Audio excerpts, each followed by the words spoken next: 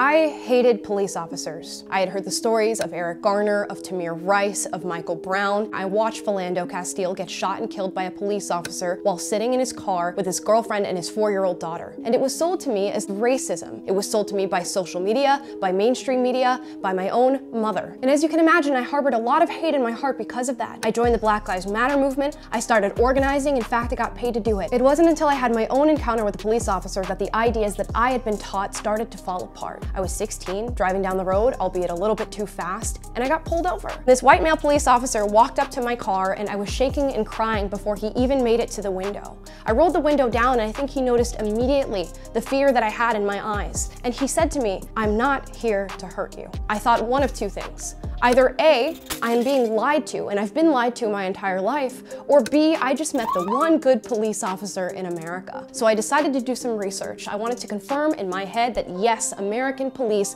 are systemically racist, so that this encounter didn't shatter my entire worldview. But I found evidence to the contrary. Let's get into it. Young Apollo with the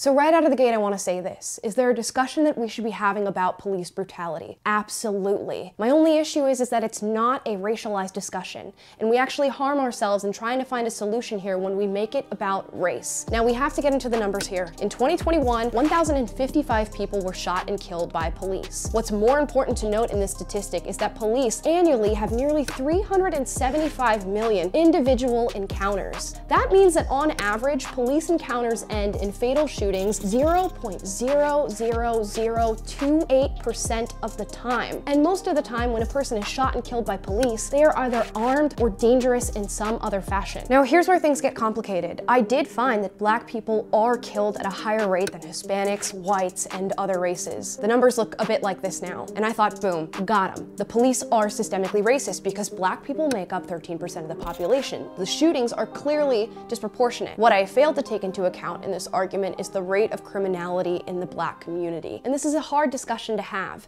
because sometimes facts can offend people. The more crimes committed, the more encounters with police. And when we look into the 2019 FBI crime table, we find that Black people constitute 26.6% of all crime arrests. This would go up to 27.1% in 2020. In breaking this down further, I found that that includes 51.2% of murders and manslaughters, 26.7% of rapes, 52.7% of robberies, 33.2% of aggravated assaults, and 28.8% of burglaries. The situation gets even more grim when we consider that the majority of these crimes are committed by young Black males who constitute roughly 2.8% of the population. So then I thought, okay, whatever, that's just arrests. What if some of those are wrongful? It happens all the time, especially to Black people because the system is racist. Well, let's assume that 50% of those arrests are wrongful and we swipe those underneath the rug. The crime rate would still be disproportionate to the size of the Black population. And I'll say it again, the more crimes committed, the more encounters with police. Now, if you go and read into these encounters, which I did, you'll find that most Black people fatally shot by police officers are armed, and those who aren't are often shot while evading arrest or posing some other threat to the officer. Now, I found that if police officers were truly targeting Black people, the rates of fatal shooting would look a lot more like the crime rates in Black communities, and they don't at all. In fact, I even stumbled on a study out of Washington State University that showed that officers were far more hesitant to shoot Black suspects than white suspects,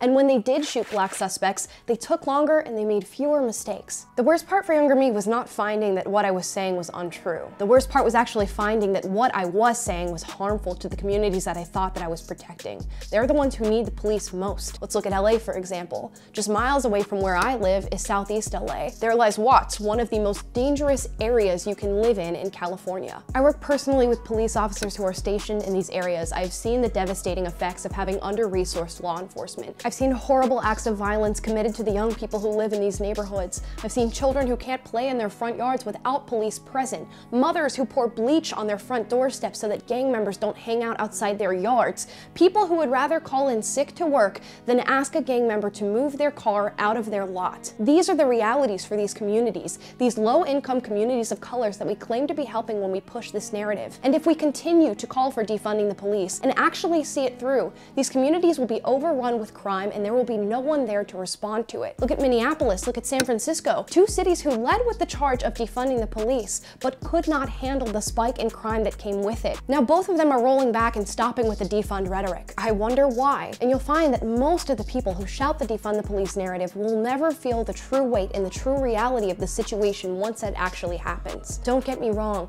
the outrage around police brutality in some of these videos is so understandable. I felt it, I saw it for myself, and I thought there was nothing better to do than to go out and protest. But before you start making signs and screaming no justice, no peace like I had done in the past, you have to think about whether or not what you're saying is actually true. I encourage you to look into it for yourself, but when you do, I'm warning you, you will find that the police are not systemically racist. On top of that, the outright intolerance and disrespect that is being thrown towards good police officers is making it so that good men and women no longer want to do the job. I want bad police officers to be held accountable just as much as the next person, but it's imperative that we cut through our initial emotions to find the actual facts of the matter. It's also more important that we question the people who want to convince us of our own victimhood. Why is it that I was told my entire life that this system of law enforcement is pitted against me, yet couldn't find any facts to support it? The facts actually lead you to a completely different conclusion, that we should have a society that should be supporting its police officers and giving them the resources and training to do what they need to do safely and effectively. I don't know about you, but I do not want to live in a world without police officers. It wasn't always where I stood, but it's where I stand now, and I won't be apologizing for it.